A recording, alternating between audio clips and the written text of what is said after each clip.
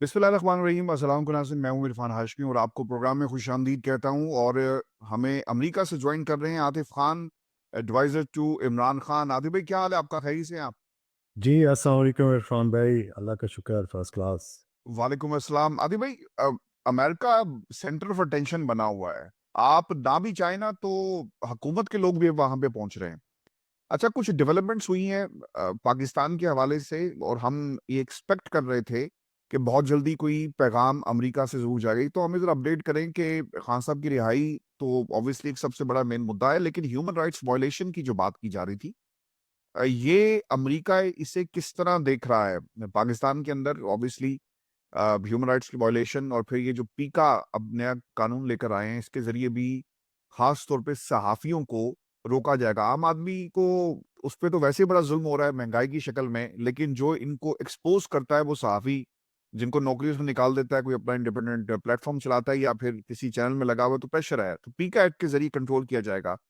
تو امریکہ کے اندر human rights کے تناظر میں کیا ڈیولپمنٹس ہو رہی ہیں؟ آنے والے دنوں میں ہمیں ڈونلڈ ٹرمپ ایڈمنسٹریشن کیا پیغام بھیجتی ہوئی نظر آ رہی ہے؟ جی عرفان بھائی، ایک تو دیکھیں، ایون بائیڈن ایڈمنسٹریشن میں بھی جو بھی جتنی بھی ہیومن رائٹ وائلیشن دنیا میں جدھر بھی ہوئی ہیں، ایون الیکشن ریگڈ ہوئے ہیں، ہیومن رائٹ وائلیشنز ہوئے ہیں، فریڈم آف اسپیچ، اس میں انہوں نے مطلب آپ یہ دیکھیں کہ چاہے وہ بنگلہ دیش ہے، نائجیریا ہے، دنیا میں جدھر تو امریکہ نے آواز اٹھائی ہے، کیا ہمیشہ آواز اٹھائی ہے۔ نہ صرف آواز اٹھائی ہے کہ جو لوگ اس میں انوالو رہے ہیں ان پہ ایکشنز بھی لی ہیں، ہر ایڈمنسٹریشن نے لی ہیں۔ لیکن بائیڈن ایڈمنسٹریشن کا پاکستان کے ساتھ ایک ڈفرینٹ وہ تھا، کیونکہ Donald Lu was one of the main architect behind regime change, vote of no confidence, انہوں نے ان کو سپورٹ کرنی تھی انکنڈیشنل، کیونکہ انہوں نے ثابت کی۔ پھر یوکرین میں جس طرح پاکستان کا آپ کو پتہ ہے، پاکستان وار اگینسٹ فیکٹریز نے وہاں پر ان کو ایمونیشن سپلائی کیا، یوکرین وار میں تو ضرورت تھی تو یہ کر رہے تھے۔ لیکن میں آپ کو یہ بتاؤں کہ امریکہ ہمیشہ آواز اٹھاتا ہے کہیں پر بھی ہیومن رائٹ وائلیشن۔ اب جب ٹرمپ ایڈمنسٹریشن ہے تو آپ دیکھ رہے ہیں کہ ٹرمپ ایڈمنسٹریشن کے تو ارد گرد جتنے قریب لوگ ہیں، انہوں نے پہلے سے ہی آواز اٹھانی شروع کی ہوئی ہے۔ یوکرین وار تو اب president Trump I'm very hopeful کہ in next few couple of months اب پریزیڈنٹ پوٹن کے ساتھ ان کی بات چیت بہت جلدی ہونی ہے اس پہ، اور I am very hopeful کہ یوکرین والا چیپٹر بھی کلوز ہو جائے گا، یوکرین وار والا۔ تو اس کے بعد بالکل، اگر اس کے ساتھ بھی میں آپ کو یہ بتاؤں، لیکن اس کے بعد تو بالکل یہ زیادہ آواز اٹھائیں گے ہیومن رائٹ وائلیشن سے، چیزیں بدلیں گی۔ جہاں تک دیکھیں پاکستان کا عمران خان صاحب کو اور وہ تعلق ہے، وہ تو آپ دیکھ رہے ہیں کہ پہلے خالی رچرڈ گرنیل بول رہے تھے، اب ٹاپ 3 ریپبلکن کانگریس مین نے فوراً بعد انہوں نے، اور اس میں سے 2 جو ہیں وہ house foreign affairs committee Congress میں بھی بیٹھتے ہیں اور آرم سروسز کمیٹی پہ بھی بیٹھتے ہیں۔ تو جب اس طرح کے لوگ آواز اٹھا رہے ہیں، اب فری عمران خان، وہ صرف ہیومن رائٹ نہیں ہوتا، ٹیرٹ اب فری عمران خان کی بات کر رہے ہیں۔ کیوں یہ سارے یہ بات کر رہے ہیں؟ کہ ظاہری بات ہے، یہ جب اپنے انر سرکلز میں بیٹھتے ہیں تو ان کو پتہ ہے کہ ان کی ٹاپ لیڈرشپ کی سوچ کیا ہے۔ اس کے بغیر دیکھیں، پریزیڈنٹ ٹرمپ اگر ڈفرینٹ سوچتا ہو تو اس کی پارٹی میں تو کوئی بندہ سوچ بھی نہیں سکتا جو اس کے اگینسٹ بات کر سکے۔ تو ان کو یہ میسج فرام ٹاپ آ رہا ہے کہ پاکستان اور عمران خان کے ریلیٹڈ پریزیڈنٹ ٹرمپ اور پریزیڈنٹ ٹرمپ کے کلوز جو لوگ ہیں وہ کیا سوچ رہے ہیں۔ تو اسی وجہ سے یہ لوگ فری عمران خان کا میسج دے رہے ہیں، اس کے بغیر پاسبل ہی نہیں ہے کہ پریزیڈنٹ ٹرمپ کچھ اور سوچے اور پریزیڈنٹ ٹرمپ کے نیچے کانگریس مینز اور پریزیڈنٹ ٹرمپ کا آن وائے وہ ڈفرینٹ بات کرے۔ تو یہ بڑا کلیئر ہے، اور میں آپ کو یہ بتا رہا ہوں کہ جو ابھی یہ ویک سٹارٹ ہوا آج پاکستان میں، منڈے کا دن ختم ہوا، this is a very very critical week, very crucial week.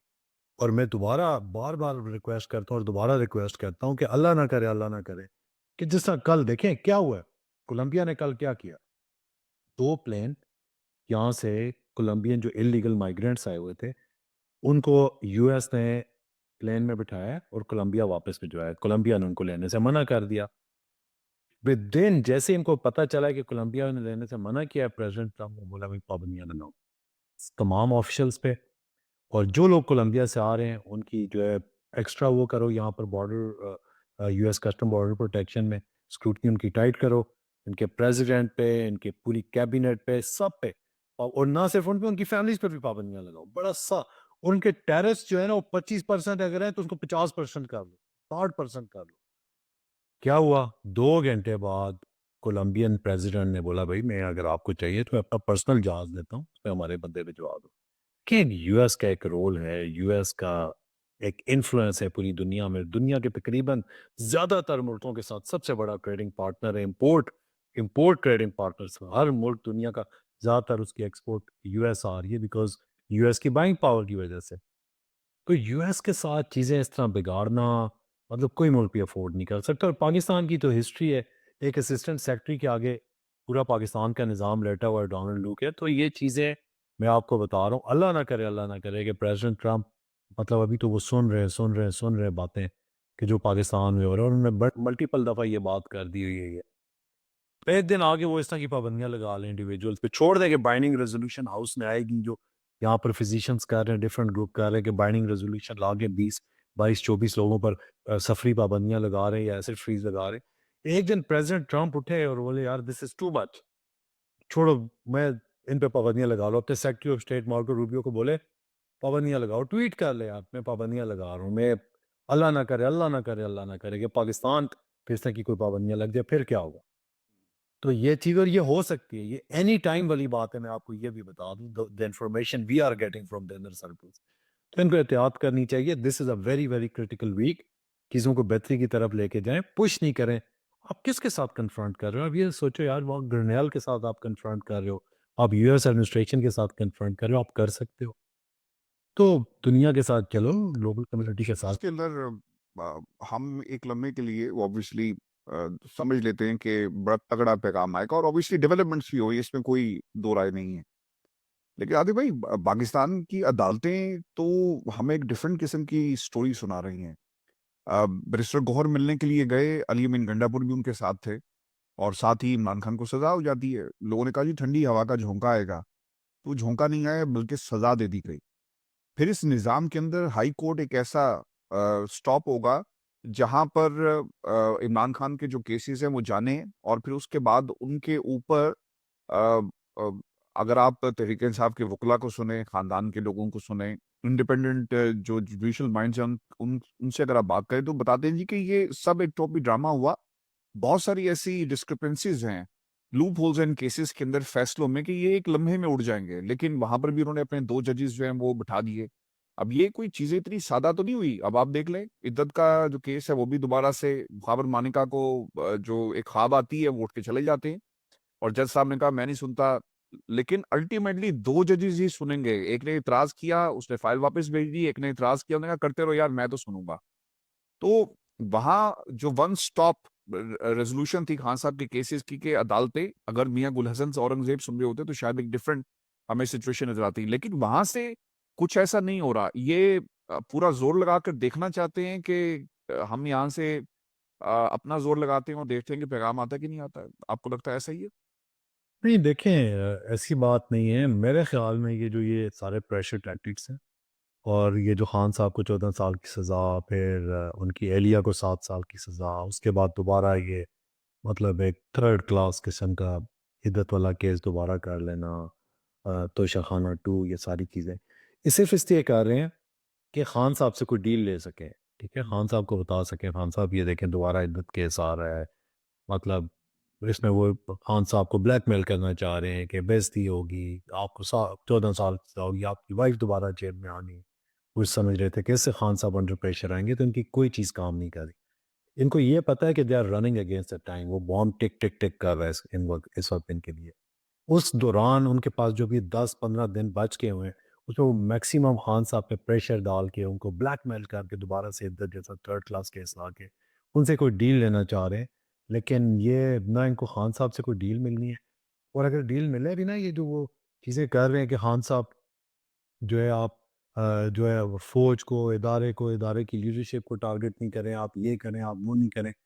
تو اگر کوئی تھوڑی بہت چیزیں ہیں بھی, تو جب آپ خان صاحب کو اتنا پرسنل اٹیک کرو گے, اتنے تھرڈ کلاس کیسز لے کے آؤ گے, تو پھر آپ کے پاس کیا رہ جائے گا؟ یا کسی جو درمیان میں جو لوگ مفاہمت کی طرف چیز لے کے جائیں گے, وہ خان صاحب کے ساتھ جا کے کیا بات کریں گے جی, کہ وہ باقی ان کی نیت صاف ہے, ان کی کلیئر انٹینشن ہے, وہ کرنا چاہ رہے ہیں مفاہمت. ان کے خان صاحب تو بولیں گے تم لوگ کیا ان کے ارادے ہیں, یہ کس قسم کی کیسز کر رہے ہیں. تو چیزوں کو یہ خرابی کریں گے. ان کے لیے چیزیں جب خان صاحب باہر آئیں گے, ان کے لیے چیزیں اور مشکل ہو جائیں گی. تو بیسٹ یہی ہے یہ چیزوں کو بہتری کی طرف لے جایا جائے۔ اچھا آپ نے خود بھی خبروں کو فالو کرتے ہیں اور زیادہ پی ٹی آئی کے اندر کیا چل رہا ہے آپ میرے سے زیادہ بہتر جانتے ہوں گے کیونکہ کمیٹیز میں آپ بیٹھتے ہیں اور اوبیسلی ایک پروسیس کو بہت قریب سے جو ہے وہ آبزرو کر رہے ہیں. آپ نے ایک چیز یہ دیکھی کہ خان صاحب کی درخواست ہے کہ بیٹوں سے ملاقات فون پہ جو ہے بات کروائی جائے. ایکسیس نہیں تھا اخبار تک ان کا، اور ٹی وی بھی نہیں تھا.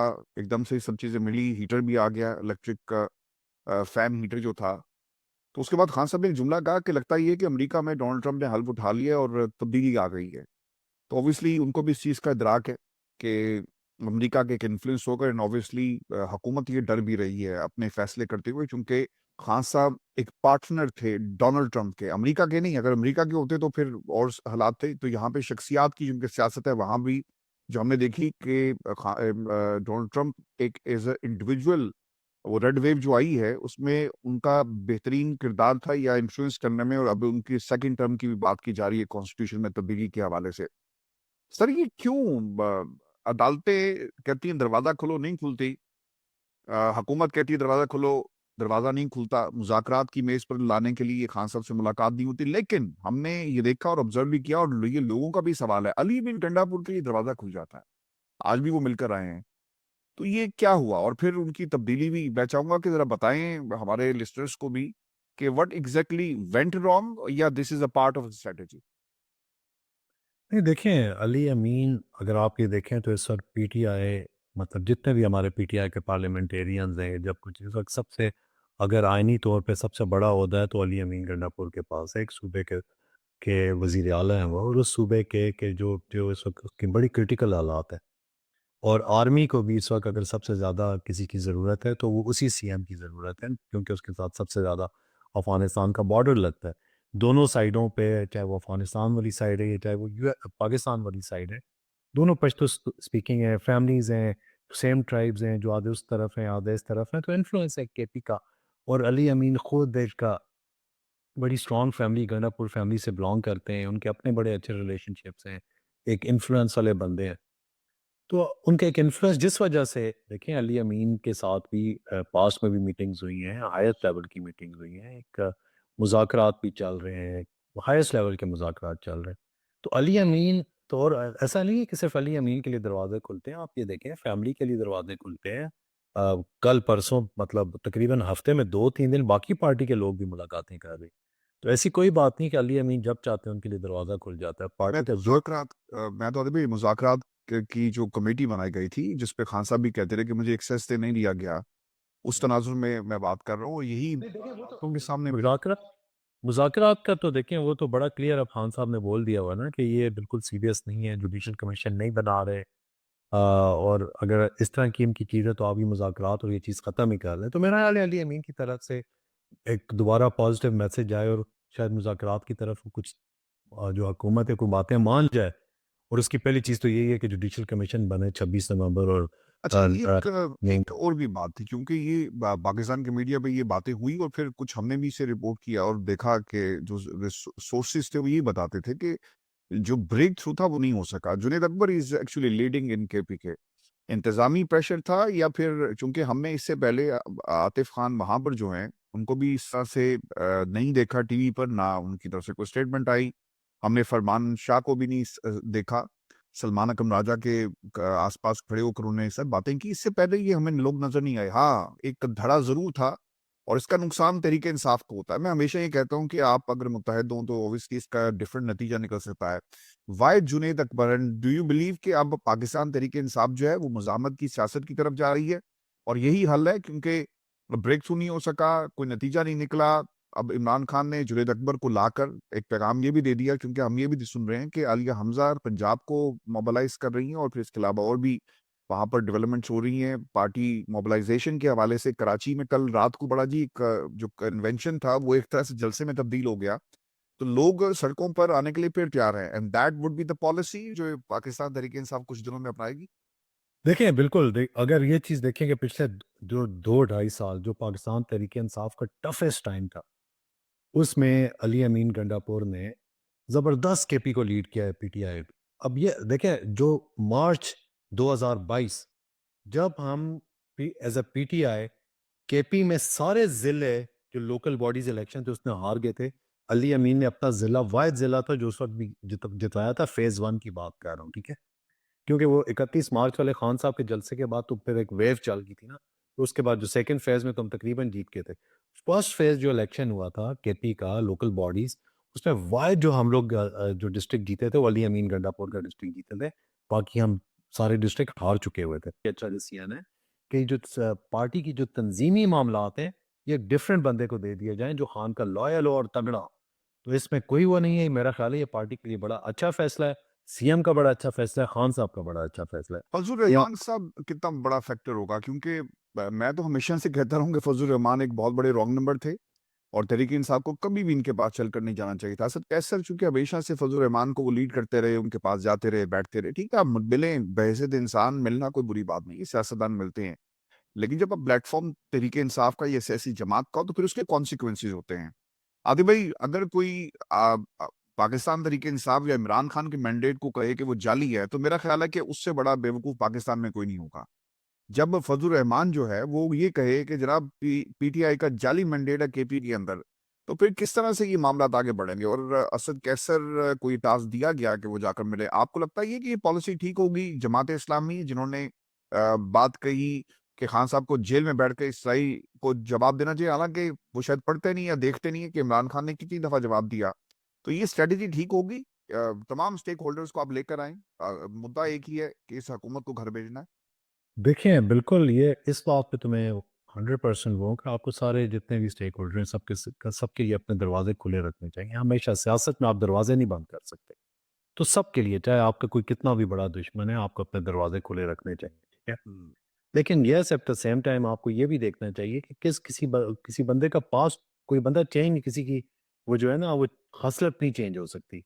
اور فضل الرحمان صاحب مطلب آپ دیکھیں 26ویں آئینی ترمیم میں انہوں نے کتنا پی ٹی آئی کو بہت بڑا دغا دیا.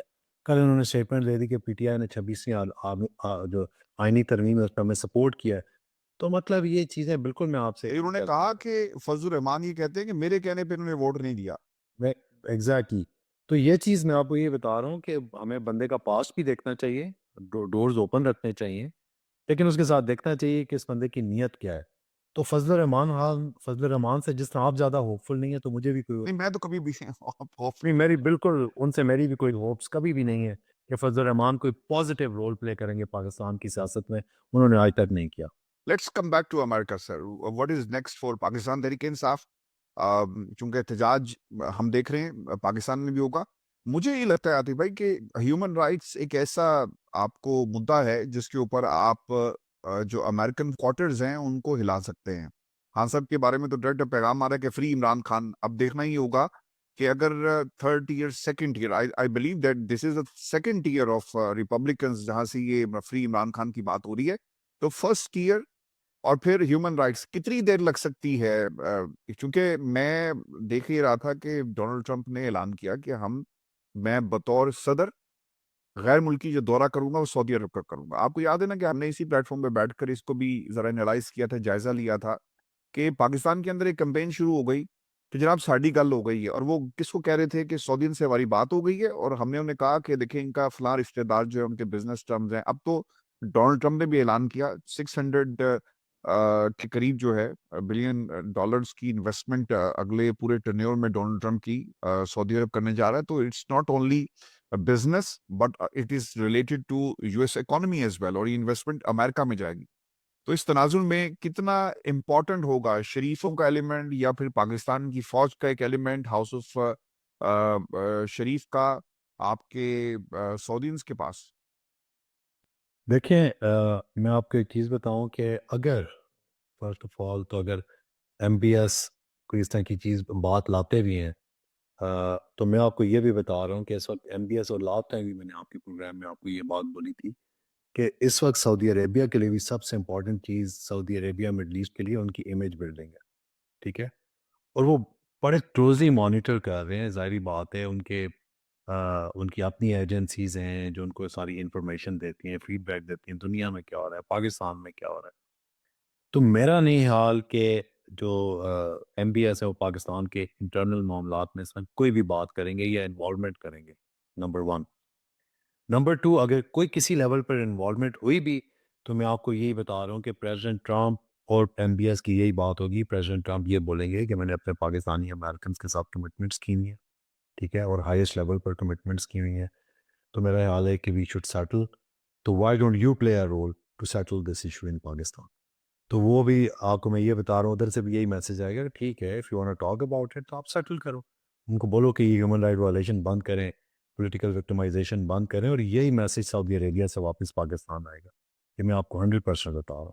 اچھا میں نا پنجاب کی کیونکہ سیاست کو میں نے اوبیسلی خود بھی میں پنجاب میں رہا, لاہور سے میرا تعلق ہے اور میں نے اوور دی ایئرس وہاں پہ سیاست کو بہت قریب سے دیکھا. ہمیں پی ٹی آئی آتی بھی نظر نہیں وہاں پہ آتی. اس کا ایک نقصان یہ ہوا کہ 8 فروری کے بعد اگر ہم سڑک کو پکڑ لیتے, ایوان کو پکڑ لیتے, تو شاید یہ پریزنس بڑھ جاتی.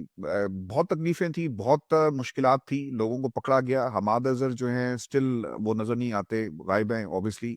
میاں اسلم اقبال, یہ باقی جتنے بھی لوگ تھے. اب اس کا نقصان یہ ہوا ہے کہ جو فلور آف دا ہاؤس تنقید ہونی چاہیے پالیسیز پر, وہ بھی ہمیں نظر نہیں آ رہی. جس طرح مرکز کے اندر عمر ایوب یا باقی بیرسٹر گوہر یا جتنی بھی آپ کی قیادت ہے پریس کانفرنسز کرتی ہے, آج پیکا ایکٹ کے اوپر بیرسٹر علی ظفر نے کافی زیادہ بات کی. سینیٹر زرکا بھی آج ہمیں نظر آئی, جن کے بارے میں کہا جاتا تھا کہ شاید یہ بھی ووٹ دیں گی. تو کافی زیادہ ہل جل جو ہے آپ کو مرکز میں نظر آتی ہے. لیکن جو پنجاب ہے, وہاں پر مریم کو ایک خالی سڑک دے دی گئی اور وہ گاڑی چلا رہی ہیں اور کوئی ان کو پوچھنے والا نہیں. کوئی تنقید یہ نہیں ہوتی کہ آپ کسی کو گالیاں نکالنا شروع کر دیں, یا تنقید تو یہ ہوتی ہے نا, یا ایک جیسا برطانیہ میں شیڈو گورنمنٹ چلتی ہے کہ آپ منسٹرز کی کارکردگی اور حکومت کی کارکردگی پہ نظر رکھتے ہیں, اور جہاں پہ آپ کو ضرورت پڑتی ہے آپ پریس کانفرنسز, اگر آپ کو فلور پہ جگہ اسپیکر نہیں دیتا تو پریس کانفرنسز ہوتی ہیں. پھر ہمیں تو یہ بھی نظر نہیں آتا یہ کتنا بڑا فیکٹر ہوگا آنے والے دنوں کے اندر, کیونکہ مریم تختیاں اتار کے اپنا نام ان تختیوں پر لگا کر ہر کام وہ کر رہی ہیں جو خاصا بہت پہلے کر چکے ہیں. دیکھیں میں آپ کو ایک بات بتاؤں, عرفان کے پاکستان کے اگر آپ پچھلے 2-2.5 سال کے حالات دیکھیں نا, تو ہماری لائف ٹائم میں ہم نے یہ حالات پاکستان میں نہیں دیکھے. مطلب یہ وہ چیزیں جو ہم میانمار سے سنتے تھے, نارتھ کوریا کی باتیں سنتے تھے کہ وہاں پر لوگوں کے ساتھ, فیملیز کے ساتھ, اور سب سے زیادہ جبر بھی اگر کسی صوبے میں ہوا ہے نا کسی کے ساتھ پچھلے 2.5 سال میں, تو پنجاب میں ہوا ہے.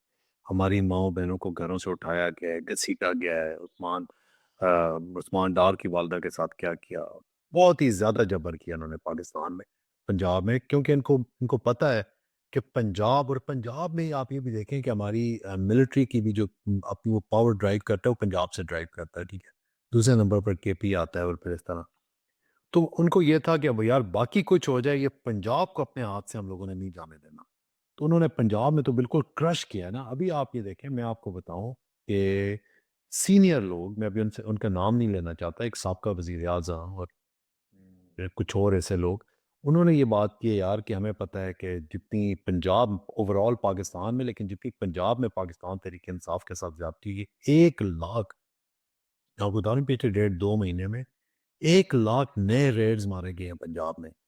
تو وہ تو یہ میں آپ کو بتا رہا ہوں, پنجاب تو میانمار اور نارتھ کوریا سے بھی انہوں نے آگے لے کے گئے ہوئے ہیں. اس میں مریم کو فری ہینڈ دیا ہوا ہے اور پی ٹی آئی کو کمپلیٹلی ان کو سٹاپ کیا ہوا ہے. 1 لاکھ ریڈ پنجاب میں مارا ہے انہوں نے. تو اس میں اگر ان لوگوں سے ہم شکایت کریں کہ وہ کچھ کیوں نہیں کر رہے, تو وہ میرا نہیں حال کہ انہوں نے اپنی طرف سے سب کچھ کر دیا ہوا ہے.